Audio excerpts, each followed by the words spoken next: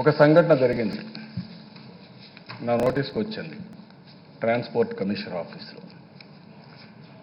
ఇమ్మీడియట్గా నోటీస్కి వస్తే next day Sunday నేను రమ్మన్నాను. మా ఎమ్మెల్యేని, మా ఎంపీని, మా ఎమ్మెల్సీ ముగ్గురు ఉంటే రమ్మన్నాను. అదే మాదిరిగా నేను పోలీస్ కమిషనర్తో మాట్లాడాను. ఏం జరిగింది కనుక్కున్నాను. వస్తే నేను రెడీగా నో ఆర్గ్యుమెంట్స్, మీరు పోయింది తప్పు, పోయినా అక్కడ ఏమన్నా జరిగితే మీరు నా దగ్గరకు వచ్చి చెప్పాలి తప్ప మీ ఇష్ట ప్రకారం మీరు గొడవ చేయడానికి వీల్లేదు. మీరు చేసింది తప్పని నిర్విఘ్నంగా ఖండించడమే కాకుండా దిశ ఇమ్మీడియట్గా వెళ్ళి మీరు క్షమాపణ చెప్పమని వాళ్ళని వార్నింగ్ ఇచ్చి పంపించాను అధ్యక్ష. నేను ఇది మధ్యస్థం సెటిల్మెంట్ అంటారు అధ్యక్ష. నేను ఒక బాధ్యత కలిగిన వ్యక్తిని, ఒక పక్క ప్రభుత్వ అధినేతగా ముఖ్యమంత్రిగా పనిచేస్తున్నాను, ఇంకొక పక్క పార్టీ అధ్యక్షుడిగా కూడా ఉన్నాను. పార్టీ అధ్యక్షుడిగా నేను హామీ ఇచ్చాను ప్రజలకి, నా మీద నమ్మకం పెట్టుకోండి, నేను ఈ రాష్ట్రంలో సుపరిపాలన ఇస్తానంటే నా మీద నమ్మకం పెట్టుకొని ఓట్లేసి గెలిపించారు. ముఖ్యమంత్రిగా నేను ప్రమాణం చేశాను, ఎక్కడ కూడా రాగద్వేషాలకు అతీతంగా పనిచేస్తానని, ఒక సుపరిపాలన కానీ నీతివంతమైన పాలన ఇస్తామని చెప్పాను. దాని ప్రకారం ముందుకు పోతే నాకు ఒక కుటుంబ పెద్దగా దిశ నాకు ఒక బాధ్యత ఉంది. ఎవరైనా మా పార్టీ వాళ్ళు తప్పు చేస్తే, తప్పు చేసిన వాళ్ళు ఎంత గొప్పవాళ్ళైనా సరే చాలా స్పష్టంగా చెప్పాను, నువ్వు తప్పు చేశావు కాబట్టి తప్పు కరెక్ట్ చేసుకోమని, తప్పు చేసిన వాళ్ళని పనిష్ చేసే ధైర్యం కూడా నాకుంది అధ్యక్ష. అదే సమయంలో కరెక్ట్ చేసే మనస్తత్వం కూడా నాకుందని చెప్పి కూడా నేను మీకు తెలియజేస్తున్నా. ఆ మాట మా వాళ్ళు చెప్పా. పోయిన తర్వాత చెప్పారు, అక్కడ సద్దుమణిగితే నిన్న వచ్చి గొడవ ఏంటి అధ్యక్ష. వచ్చారు, ముందు ఇక్కడికి వస్తే చూస్తే బయట పోయి ప్రిమిసెస్లోనే ధర్నా. ఎక్కడికి పోతున్నారు నాకైతే అర్థం కాలేదు. అది మీ పరిధి, నేనేం మాట్లాడలేదు, మీరు చూసుకుంటాను గమనున్నాం. పక్కన తీసిపోతే మా పోలీసులు పోలీస్ స్టేషన్ తీసుకెళ్లారు. నేను అడిగాను, ఎందుకు తీసుకుపోయారా మీరు పోలీస్ స్టేషన్కి? వాళ్ళు పక్కన కూర్చోండి, మన నష్టం ఏంటి అనేది చెప్పాను. మళ్ళా వచ్చారు. వచ్చిన తర్వాత ఏం చేశారు దిశ, అంత మునుపు ప్రతిపక్ష నాయకుడు హౌస్కు రాలేదు, వాళ్ళందరూ బాగా ఉన్నారు. అతను వచ్చాడు, అక్కడి నుంచి గొడవ. ఇది ఎక్కడిదో నాకైతే ఇప్పుడు కూడా అర్థం కాలేదు దిశ. అదే మరిగా దిశ, నిన్న 12 బిల్లులు, ఈరోజు 5 బిల్లులు. ఎప్పుడన్నా 5 ఈరోజు 8 బిల్లులు అప్రోప్రియేషన్తో కలిపి, నిన్న డిమాండ్స్ అన్నీ. ఇది ఒక అవకాశం కదా దిశ ప్రతిపక్షానికి. మీరు ఏ విషయం చెప్పాలన్నా చెప్పచ్చు కదా దిశ. ఈరోజు మీరు తీసుకొచ్చిన సబ్జెక్ట్ ఏంటి? నారాయణ ఇన్స్టిట్యూట్లో ఇది జరిగింది. ఏం జరిగింది దిశ దీంట్లో? డెఫినెట్గా ఎవరు తప్పు చేసినా రాగద్వేషాలకు అతీతంగా నేను వ్యవహరిస్తా. డెమాన్స్ట్రేటివ్ ఎఫెక్ట్లో తప్పు చేసిన వాళ్ళని పనిష్ చేస్తా. నో సెకండ్ క్వశ్చన్ దిశ. ఇది ఒకసారి చూస్తే 25వ తారీఖున Narayana school, Dhanalakshmipuram, Nellore, sequence of incident వాళ్ళు ఇచ్చిన లెటర్ కూడా తెలిసి ఆ లెటర్ను పట్టుకొని మాట్లాడుతున్నారు. 10:35కు సాక్షి రిపోర్టర్ ఒక మెసేజ్ పంపించాడు. ఎక్కడికి దేశ వాట్సాప్లో క్వశ్చన్ పేపర్ వచ్చిందని డిఈఓకి ఒక మెసేజ్ పంపించాడు. ఆ మెసేజ్ పంపిస్తున్న దిశ డిఈఓ దాంట్లో చూస్తే లావణ్య అనే నేమ్ కనపడింది. ఆ ఎగ్జామ్ సెంటర్ది లావణ్య అనే పేరు ఎవరున్నారో మొత్తం వెరిఫై చేశారు. 11:35కు పంపించారు దిశ, 10:35కు పంపించారు. 11:15కి ఇది డీజీ ఎగ్జామినేషన్స్కి రెఫర్ చేశారు. DG examination based on the district code, ఆ నేమ్స్ అన్ని చూసుకొని ఏ సెంటర్లో ఉన్నారో వాళ్ళని ఐడెంటిఫై చేశాడు. 11:52 ఫ్లయింగ్ స్క్వాడ్ ఆ సెంటర్కి రీచ్ అయ్యారు. 12:30 స్టేట్ డిస్ట్రిక్ట్ లెవెల్ అబ్జర్వర్ కూడా అక్కడికి రీచ్ అయ్యే పరిస్థితి వచ్చాడు. అక్కడి నుంచి ఎగ్జామిన్ చేసే దిశ మొత్తం వాళ్ళు ఒక లెటర్ కూడా తయారు చేసి కమిషనర్ ఆఫ్ స్కూల్ ఎడ్యుకేషన్ పంపించారు. దాని ప్రకారం మీరు చూస్తే దిశ, the district educational officer received photo copy of the general science paper 1 English medium through WhatsApp from phone number 9885646986, which belongs to Sakshi TV reporter by name Amar. By that time, that is 10:25 a.m., the district education officer, SPSR, Nellore district, was visiting ZP High School, Vavilla. Thereafter, immediately the matter was already brought to the notice of the Commissioner of Education, School Education, AP, Amaravati, Director of Government Examination, AP, Hyderabad, and as well as to the District Collector over phone. ఇక్కడి నుంచి పంపించే దిశ ఆ signature ఎవరిదని verify చేస్తే ఆ lava అనే పేరు ఉన్నప్పుడు నేను ఇంతకుముందు చెప్పి వెరిఫై చేస్తే లావణ్య అనే పేరు చూసి ఆ invigilator Narayana high school Dhanalakshmipuram నెల్లూరుకు సంబంధించిన ఐడెంటిఫై చేసి ఇమ్మీడియట్గా దిశ అక్కడికి వెళ్ళి వాళ్ళని వెరిఫై చేయమన్నారు. Assistant director and P Chenchi Reddy head master అతన్ని ఇన్స్ట్రక్ట్ చేసి నాగేశ్వరరావు ఫ్లయింగ్ స్క్వాడ్ నెంబర్ అని చెప్పి ఈ పేర్లు కూడా వచ్చాయి దీంట్లో, అనుదీపిక, కమలేష్ కుమార్, అరవింద్, ఆరిక, శ్రీధర్, రమ్య, వీళ్ళ పేర్లున్నాయి. వీళ్ళందరూ వెరిఫై చేయమన్నారు. కన్ఫర్మ్ చేయమంటే విత్ ఇన్ నో టైం కన్ఫర్మేషన్లో రూమ్ నెంబర్ 7లో వీళ్ళు ఉన్నారు, వీళ్ళు పరీక్షలు రాస్తున్నారని చెప్పడం, అక్కడి నుంచి స్టేట్ అబ్జర్వర్ అక్కడికి నేరుగా ఆ రోజే వెళ్ళిపోవడం, ఆయన వెళ్ళిన కొంత సమయానికి డిఈఓ కూడా అక్కడ చేరుకోవడం, ఇవన్నీ వెరిఫై చేసి ఏమేం జరిగాయో అన్నీ వెరిఫై చేశారు అధ్యక్ష. అక్కడ ఒక మహేష్ అని ఒక ఇన్విజిలేటర్, ఆ రూమ్ నెంబర్ 7 ఇన్విజిలేటర్ మహేష్. మామూలుగా దిశ ఇక్కడ ప్రొసీజర్ ఏంటంటే, ఇంకొక విషయం కూడా ఇక్కడ గుర్తుపెట్టుకోవాలి ఆల్ మెంబర్స్. ఇక్కడ మామూలుగా ఇవన్నీ కూడా డిటిఓ ఆఫీసులో, డిస్ట్రిక్ట్ ట్రెజరీ ఆఫీసులో ఈ పేపర్లన్నీ ఉంటాయి. పోలీస్ ఎస్కార్ట్ ఉంటుంది. పోలీస్ ఎస్కార్ట్తో 2 గంటల కంటే ముందు పోలీస్ ఈ యొక్క స్కూల్ సెంటర్ ఎక్కడైతే ఉందో అక్కడికి వెళ్తుంది. అక్కడ 144 సెక్షన్ కూడా ఉంటుంది. 15 నిమిషాలకు ముందే క్వశ్చన్ పేపర్ ఓపెన్ చేస్తారు. 9:30కి ఎగ్జామ్ అయితే 9:30 కంటే ముందు 15 నిమిషాలంటే 9:15కి ఓపెన్ చేస్తారు. జంబ్లింగ్ విధానం ఉంది. అంటే ఏ స్టూడెంట్ ఎక్కడికి పోవాలో వీళ్ళకి ఛాయిస్ లేదు. ఆ స్కూల్ నారాయణది కాదు, కానీ ఆ స్కూల్లో నారాయణ వాళ్ళు ఉన్న ప్యూన్లు గింట్లు ఉండొచ్చు, కానీ ఇన్విజిలేటర్స్ అందరూ బయట వాళ్ళు. అదే మాదిరిగా ఈ జంబ్లింగ్ సిస్టమ్ పెట్టి సీసీటీవీ కెమెరాలు కూడా సెన్సిటివ్ ప్లేస్లో పెట్టి మొత్తం కండక్ట్ చేస్తారు అధ్యక్ష. అది ప్రొసీజర్. అది చేసిన తర్వాత మీరు చూస్తే అక్కడ ఒక మహేష్ అనే వ్యక్తి ఇన్విజిలేటర్ ఇన్ రూమ్ నెంబర్ 7 ఆ స్కూల్లో. దానిపైన అక్కడ జరిగింది ఏంటంటే, ఇవన్నీ ఎంక్వైరీ చేసిన తర్వాత ఏం జరిగిందని 9:25కి ఇవన్నీ చేస్తే అక్కడ ప్రవీణ్ అనే వాటర్ బాయ్ ఉన్నాడు. అతను అందరికీ నీళ్లు ఇస్తున్నాడు. నేను చూసినప్పుడు ఎవరైతే మహేష్ అని అతను చూశాడు ప్రవీణ్ని, వాటర్ బాయ్ని చూసినప్పుడు ఆ నీళ్లు ఇస్తూ నెపంతో ఒక ఫోన్లో ఫోటో తీసుకోవడానికి ప్రయత్నం చేశాడు. ఫోటో తీసుకున్నప్పుడు నేను అడిగాను, అడగతాను అక్కడి నుంచి వెళ్ళిపోయాడు. వెళ్ళిపోయిన తర్వాత నేను పై వాళ్ళకి రిపోర్ట్ చేశాను ఒకసారి చెప్పాడు, కానీ గట్టిగా అడిగితే లేదు ఇప్పుడే రిపోర్ట్ చేస్తానని చెప్పి రెండోసారి చెప్పే పరిస్థితికి వచ్చాడు.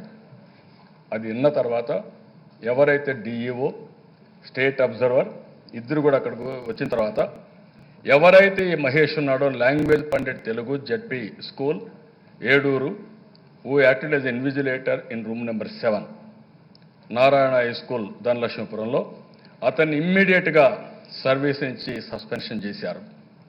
అతన్ని ఇన్విజిలేషన్ డ్యూటీ తీసేశారు. అదే మాదిరిగా అతని మొబైల్ ఫోన్ని సీజ్ చేసుకున్నారు, అప్పటి వరకు ఎవరెవరు మాట్లాడారని. అదే మాదిరిగా ప్రవీణ్ అనే వ్యక్తి కూడా మొబైల్ ఫోన్ సీజ్ చేశారు, వాట్సాప్ కానీ అన్నీ సీజ్ చేసుకున్నారు. అదే మాదిరిగా అక్కడ సూపర్నెంట్ ఎవరైతే chief superintendent and departmental officer said examination ఎవరైతే ఉన్నారో who is on duty overall supervise చేయడానికి, అతన్ని కూడా డ్యూటీని తీసేశారు. మొత్తం ఆ సెంటర్లో మీరు చూస్తే అధ్యక్ష దగ్గర 2 సూపర్వైజర్లు ఉన్నారు, 13 మంది ఇన్విజిలేటర్స్ ఉన్నారు. అక్కడిని వీళ్ళిద్దరి పైన యాక్షన్ తీసుకొని ఈ కేసు ఎస్పీకి కూడా రెఫర్ చేసి ఆ రిపోర్ట్ని డైరెక్టర్ స్కూల్ ఎడ్యుకేషన్ పంపించారు. ఇది జరిగింది. It is under investigation. నేను ఒకటే మీకు హామీ ఇస్తున్నాను దిశ, ఈరోజు ఎవ్వరు తప్పు చేసినా అది ప్యూన్ కావచ్చు, సూపర్వైజర్ కావచ్చు, పిల్లల జీవితాలతో ఎవరు ఆడుకోవాలన్నా కబద్దార్ జాగ్రత్తగా ఉండండి. ఈ ప్రభుత్వం వదిలిపెట్టే పరిస్థితి ఉండదు. అంత మునుపు కూడా ఒక చిన్న సంఘటన ఇంకొకటి జరిగాయి. ఆ సంఘటన కూడా మీరు చూస్తే అధ్యక్ష, ఈరోజు ఈ mall practice, it is not a leakage, mall practice. ఏదైతే 9:30కి పేపర్ రిలీజు ఒకసారి చూసుకొని ఓపెన్ అప్ చేస్తారో, ఆ చేసినప్పుడు ఇతను ఫోటో తీసుకొని వాట్సాప్లో పంపించి, అది కూడా నాకు అనుమానం ఉంది అధ్యక్ష, 9:25కు అతను ఫోటో తీసుకుంటే ఆ 9:25కు పంపిస్తే 10:25కు సాక్షి రిపోర్టర్ మళ్ళా డిఓకు పంపించాడు. దిస్ ఇస్ వెరీ ఇంట్రెస్టింగ్ అధ్యక్ష. కోఇన్సిడెన్సా లేకుంటే ఏమైనా దీంట్లో కూడా కాన్స్పిరసీ ఉందా? నేరస్తులు ఏమైనా చేయొచ్చు. అక్కడి నుంచి మా వాళ్ళ యాక్షన్ చూస్తే ప్రాంప్ట్గా చేశారు. ఇంతవరకు చూస్తే అధ్యక్ష 2005లో 405, 2006లో 254, 2007లో 245, 2008లో 207, 2009 427, 2010లో 518, 2011 226, 2012లో 193, 2013 123, 2014 194, 2015 183, 2016 74. ఇప్పటి వరకు మీరు చూస్తే 17వ తారీఖు నుంచి నిన్నటి వరకు మీరు చూస్తే 41 జరిగాయి అధ్యక్ష. అది కూడా జరగడానికి వీలేదు అధ్యక్ష. నేను చాలా స్పష్టంగా మీకు చెప్తున్నాను అధ్యక్ష, ఎవరైనా సరే పిల్లలకు ఇబ్బంది కలిగించే పరిస్థితి, పిల్లలకు మనోభావానికి దెబ్బతీసే పరిస్థితి, ఆత్మస్థైర్యాన్ని దెబ్బతీసే పరిస్థితి వస్తే మాత్రం చాలా ఫర్మ్గా ఉంటాం, కఠినంగా ఉంటాం. ఈ కేసు కూడా ఇమ్మీడియట్గా నేను మార్నింగే నిన్నే చెప్పాను, నా నోటీస్కి వస్తానే చాలా స్పష్టంగా యాక్షన్ తీసుకుంటాం, థరో ఎంక్వైరీ చేస్తాం. ఎవరైనా సరే ఇదే కదా దిశ, ఇంకొకసారి కూడా చెప్తున్నా, రాష్ట్రంలో ప్రతి ఒక్కరు గుర్తుపెట్టుకోవాల్సిన అవసరం ఉంది. ఎవరైనా తప్పుడు పనులు చేస్తే మాత్రం వాళ్ళను ఉపేక్షించే సమస్య లేదు, కఠినాతి కఠినంగా వ్యవహరిస్తామని చెప్పి కూడా నేను మీకు హామీ ఇస్తున్నా. ఈ కేసులో కూడా ఇమ్మీడియట్గా అతన్ని కస్టడీలో తీసుకోమన్నాం, పూర్తి ఎంక్వైరీ చేయమన్నాం, టెలిఫోన్స్ ఇవన్నీ ఎస్టాబ్లిష్ చేయమన్నాం. ఎస్టాబ్లిష్ చేసి ఎక్కడ జరిగినా తప్పు జరిగినా ఉపేక్షించే పరిస్థితి లేదు. ఒక నీళ్లు పోసే అబ్బాయికి, వాటర్ బాయ్కి ఫోన్ తీసుకోవాలన్న ఆలోచన ఎందుకు వచ్చింది? తీసుకున్న తర్వాత నేరుగా సాక్షి రిపోర్టర్కి ఎందుకు పోవాల్సి వచ్చింది? మళ్ళీ అతను నారాయణ ఇన్స్టిట్యూట్లో పనిచేస్తున్నాడు, అది కూడా చెప్తున్నాను. నారాయణ ఇన్స్టిట్యూట్లో పనిచేసే వ్యక్తికి అక్కడ స్టూడెంట్స్ లేరు. అది కూడా దీన్ని అప్రతిష్ట పాలు చేయడానికి చేశారా, లేకపోతే నిజంగానే దీంట్లో ఏమైనా కాన్స్పిరసీ ఉందా? 9:25 పంపిస్తే పిల్లలందరూ స్కూల్లో ఉండరు, ఎక్కడెక్కడో పరీక్షల్లో ఉంటారు. పరీక్షల్లో ఉన్నప్పుడు ప్రిపరేషన్ కూడా టైం ఉండదు. ఇలాంటి అది కూడా తప్పుడు విధానం ఏదైనా తప్పే. అంత ధైర్యం ఎట్లొచ్చింది అతనికి? ఆ మహేష్ అనే వ్యక్తి ఇన్విజిలేటర్గా ఉండి అప్రమత్తంగా ఉండవలసిన వ్యక్తి ఒకసారి అతను ఫోటో తీస్తున్నాడంటే ఎందుకు సైలెంట్గా ఉన్నాడు? వెళ్ళిపోయినా కూడా ఎంత అప్రమత్తంగా ఉండాలి? ఎందుకు అప్పుడే తీసుకొచ్చి వారిని పోలీసులకు ఎందుకు అప్పచెప్పలేదు? ఇవన్నీ కూడా రేపు ఇన్వెస్టిగేషన్లో తేలాల్సిన అవసరం ఉంది. వదిలిపెట్టే సమస్య లేదు. అదే సమయంలో సాక్షి రిపోర్టర్కి ఎందుకు వచ్చాయి ఇంకొకరు రాకుండా? 4 రోజుల నుంచి గమ్మునుండి ఈ రోజే అప్రోప్రియేషన్ బిల్ తీసుకొస్తే ఈ రోజే తీసుకొచ్చారు. ఇక్కడి నుంచి ఆయనకట్ట వాట్సాప్ వెళ్ళింది. ఇవన్నీ అధ్యక్ష చాలా తమాషా. నిన్నంటారు వీళ్ళందరూ కూర్చొని నేనేదో సెటిల్మెంట్ చేశాను. నేనేం సెటిల్మెంట్ చేశాను అధ్యక్ష? మా ఎమ్మెల్యేలకి ఒక బాధ్యత కలిగిన కుటుంబ పెద్దగా మా ఎమ్మెల్యేలకు ఒకటే చెప్పాను, నేను ఒక్కడే క్రమశిక్షణగా ఉంటే లాభం లేదు, మీరు కూడా క్రమశిక్షణగా ఉండాలి. అధికారులు ఎవరైనా తప్పు చేస్తే నా దృష్టికి తేవాలి తప్ప మీ ఇష్ట ప్రకారం చేయడానికి వీల్లేదని అన్కండిషనల్గా నేను వీళ్ళు పంపించి ట్రాన్స్పోర్ట్ కమిషన్ ఆఫీసులో అప్పాలజీ చెప్పించాను అధ్యక్ష. అది నా సంస్కృతి, అది నా పట్టుదల, అది తెలుగుదేశం పార్టీ యొక్క క్రమశిక్షణ అని చెప్పి కూడా మరొకసారి తెలియజేస్తున్నాను అధ్యక్ష. అదే అధ్యక్ష నిన్న మీరు చూశారు అధ్యక్ష, ఇక్కడ ఒక ఆయన గోడ దూకుతాడు. నాకైతే అర్థం కాలే. ఎమ్మెల్యే గోడ దూకడం ఏంటి అధ్యక్ష? గేటా గోడ రెండో ఒకటే. ఈ పెడితే ఐరన్ గ్రిడ్స్ పెడితే గేట్ అవుతుంది, లేకపోతే గోడ అవుతుంది. ఇంకొక పక్కన దశ మనం మీరు చూస్తే విశాఖపట్నంలో పోలీసులు బెదిరిస్తారు, నిన్న కలెక్టర్ని బెదిరిస్తారు. మీకు గుర్తురాదు ఇవన్నీ. ఇంకొక పక్క మీరు చూస్తే చాలా ఇష్ట ప్రకారం బిహేవ్ చేస్తూ, నేను ఒకటే చెప్తున్న దిశ, ఈ రాష్ట్రంలో క్రమశిక్షణ రావాలి. తిరుపతి ఎయిర్పోర్ట్లో ఇష్ట ప్రకారం అక్కడ ఎయిర్పోర్ట్ మేనేజర్ని దౌర్జన్యం చేస్తారు. అంటే వీళ్ళు దౌర్జన్యం చేస్తే చూస్తూ ఉండాలి. చట్టం అందరికీ ఒకటే అధ్యక్ష. ప్రతిపక్షానికి ఎక్స్ట్రా ప్రివిలేజెస్ లేవు. రూలింగ్ పార్టీలు ఉండే నాయకులకి ఇంకా ఎక్స్ట్రా ప్రివిలేజెస్ ఉండవు. చట్టం ముందర అందరం సమానమే. అధికార యంత్రాంగాన్ని గౌరవించాల్సిన అవసరం ఉంది. ఏదైనా ఉంటే ప్రజాస్వామ్య పద్ధతిలో ఎక్కడికక్కడ పనులు చేయించుకోవాలి తప్ప బెదిరించడం, బ్లాక్మెయిల్ చేయడం, లేకుంటే రౌడీలు చేయడం ఈ రాష్ట్రంలో జరగదు అధ్యక్ష. నేను అందుకనే మీరు ఒకసారి చూస్తే తునిలో ఏం జరిగింది అధ్యక్ష, దాన్ని కూడా సపోర్ట్ చేసే పరిస్థితికి వచ్చారు. లిస్ట్ ప్రకారం ఆడారు. అదే మరి రాష్ట్రంలో ప్రతి ఒక్క ఇష్యూని అతలాకుతలం చేయాలి, రాష్ట్రాన్ని అభివృద్ధి చేయకుండా చేయాలని ప్రయత్నం చేస్తున్నారు. ఈ ఆటలు సాగవు అధ్యక్ష. అందుకనే ఈరోజు మీరు చూస్తే అధ్యక్ష, నేను ఏవైతే ఇవన్నీ ఉన్నాయో చూసిన తర్వాత మనం అందరం కూడా ఒకటే గుర్తుపెట్టుకోవాల్సిన అవసరం ఉంది. బాధ్యత చాలా అవసరం. అదే సమయంలో ఇలాంటి ప్రతిపక్షం ఉన్నప్పుడు ఇంకా ఎక్కువ బాధ్యతగా ఉండాలి. నేను ఇప్పుడు చూశాను అధ్యక్ష, ఈ సమయంలో ఇక్కడికి వచ్చినప్పుడు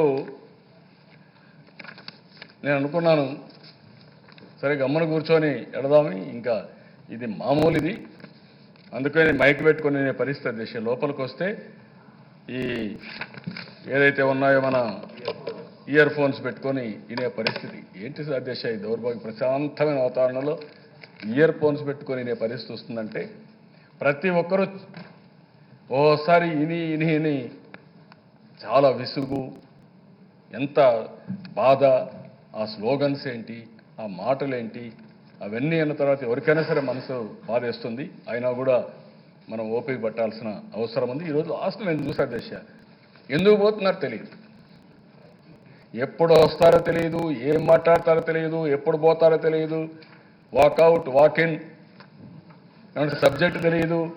ఇది ఎక్కడ దౌర్భాగ్యం ఆ దేశ. నాకైతే ఇంతమందితో నేను ఫేస్ చేశాను, కానీ ఇంకా చాలామంది చూశాను. ఇంత నేను అవన్నీ నేను మాట్లాడదలుచుకోలేదు. అందుకే నాకు అనిపిస్తుంది ఏ లోపం ఉందో నాకైతే అర్థం కాదు అధ్యక్ష. వీళ్ళలో వాళ్ళ నాయకుడిని చూస్తే కడందరూ ఇక్కడికి వస్తారు, అదే పనిగా అరుస్తారు, మనల్ని చూసి ఇంకా రెచ్చిపోతారు. ఇది మంచి పద్ధతి కాదు. రాష్ట్ర ప్రజానీకానికి విజ్ఞప్తి చేస్తున్నాం, ప్రజలు ఆలోచించాలి. ఇలాంటి అపోజిషన్ పార్టీ వల్ల ఎంత ఇబ్బంది పడుతున్నాం. ఇప్పుడే మా మంత్రి గారు చెప్పినట్టు దిశ, లెజిస్లేటివ్ అఫైర్స్ మినిస్టర్ గారు 144 కోట్ల రూపాయలు ఖర్చు పెడుతున్నాం మనం. 114 కోట్లు ఫర్ డే, 31,33,849 రూపాయలు ఫర్ అవర్, 6,26,770 ఫర్ మినిట్, 10,446 అసెంబ్లీకి కౌన్సిల్కి, 7,000 అసెంబ్లీ, 3,000 కౌన్సిల్కి. నేను ఇక్కడికి వచ్చి ఇది కూడా సమాధానం చెప్దాం. అప్రోప్రియేషన్లో మీరు ఏదైనా అడగచ్చు, అది కూడా తెలుసుకోవాల్సిన అవసరం ఉంది. నేను రెడీ అయ్యి వచ్చాను. కన్సర్న్ మినిస్టర్ ఢిల్లీకి వెళ్తే నేను అది కూడా సమాధానం చెప్దాను. నేను వస్తే కనీసం ఇనే ఓపిక, అడిగే చాకచక్యం కూడా మీకు లేకపోతే ఏం చెప్పాలి దేశ? సమాధానం ఏ విధంగా రాబట్టాలనో రాబట్టే పరిస్థితి కూడా లేకుండా పోవడం చాలా బాధేస్తుంది దేశ. అల్టిమేట్గా దేశ ఏదైతే అప్రోప్రియేషన్లో ఈ ప్రభుత్వం సంక్షేమాన్ని, అభివృద్ధిని రెండు బ్యాలెన్స్ చేస్తాం అధ్యక్ష. అదే సమయంలో అధ్యక్ష మీరు ఒకసారి చూస్తే ఈసారి మా బడ్జెట్లో ఇవన్నీ పెట్టడమే కాకుండా 2 ఇంపార్టెంట్ కొటేషన్స్ కూడా మేము పూర్తిని తీసుకున్నాం దిశ. ఆ 2 చూసినప్పుడు